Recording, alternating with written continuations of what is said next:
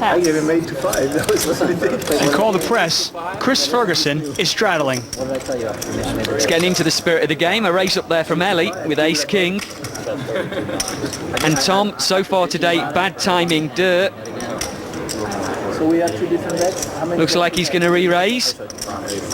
No. Now we've seen this time and time again from DURRR on his button. Is he overplaying the button? 10,008. To be honest, I think he's overplaying Eli Elezra. Eli Elezra is the person at the table that is just so not afraid to gamble with him. If Eli's got half of a hand, he's already shown he's prepared to stick his entire stack in there with jacks against Phil Ivy's aces. So he's just not afraid to gamble with those kind of half hands for your entire stack.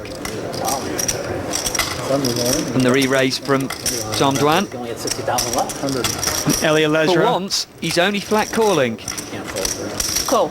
And Eli Elezra, once a top soldier in the Israeli military, he knows pressure.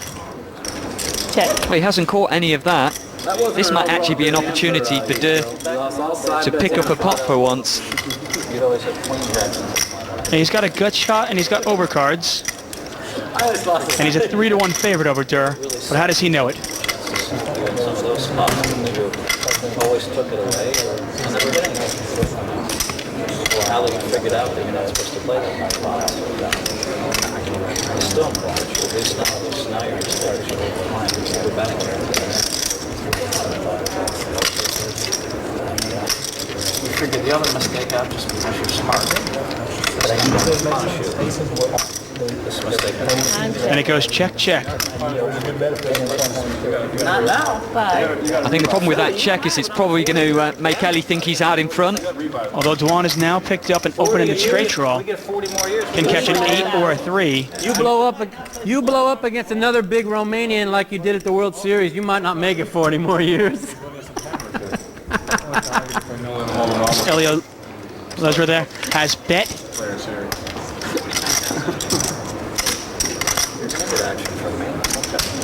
And he's bet the pot pretty much, $25,000. This is so much fun, boys and girls.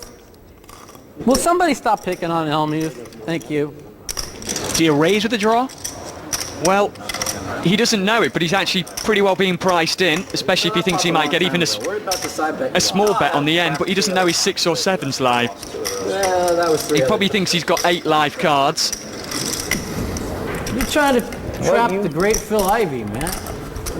That's what I do, Mike. He's untrappable. Even if you have him like he's got 2 outs in the deck, he's got you trapped. Yeah, that's the thing they don't know, Mike. I do know that. At least you know it. I learned when I lost 160,000 playing like 40-80 Omaha 8 or whatever I lost.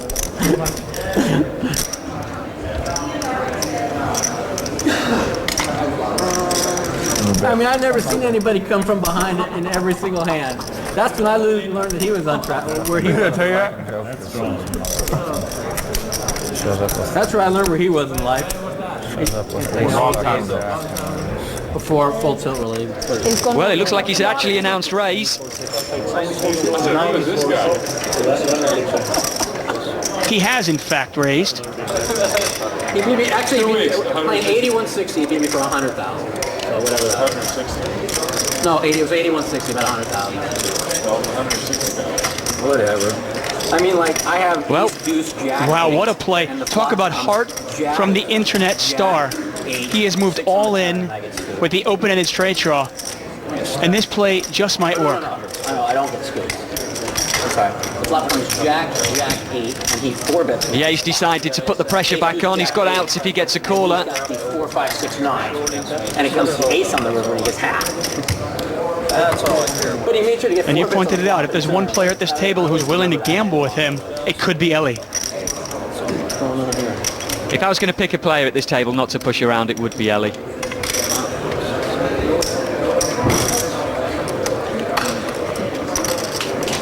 The thing about Eli is for starters, he's mostly a limit player rather than a pot limit or a no limit player. So he's used to making marginal calls.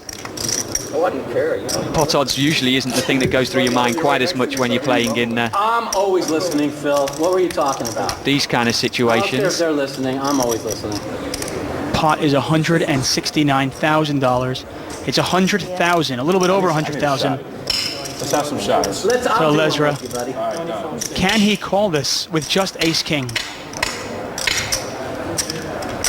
And I don't drink. Let's have a shot. Well, Ellie might have it going through his mind that you can catch an ace, a king, or a queen. Wouldn't be a good call, even if that is the case, but still. He's not, I mean, if he thinks the ace, the king, or the queen are good, he's still not getting 2-to-1 on his money. Having fun today. So exactly, he still should pass. But I mean, the only way you can really call this is if he thinks Dwan is on a move, which is exactly what Dwan has. Such a strong play here from DURRR with the 6-7. I suppose you wanted to remind me right now in the middle of my steam. Thank you for that. Phil, David, I owe you money again. Sorry, buddy. Well, you're going to get what you have coming. Absolute enormous pot, $169,000. I had nothing, real nothing. He had a zipperoni. I had a real nothing. I put him in the middle. know, If you after have ace king, you probably lay down. Let me tell you something. The truth is, after I made the bet with him, I'll make a move. he wouldn't let me out of the bet after I made the bet with him, and I knew I had and he's to. passed the heart of the 22-year-old internet professional. Yeah, you could have it. The heart of the internet professional has won a pot, and we've got a smile on DURRR's face.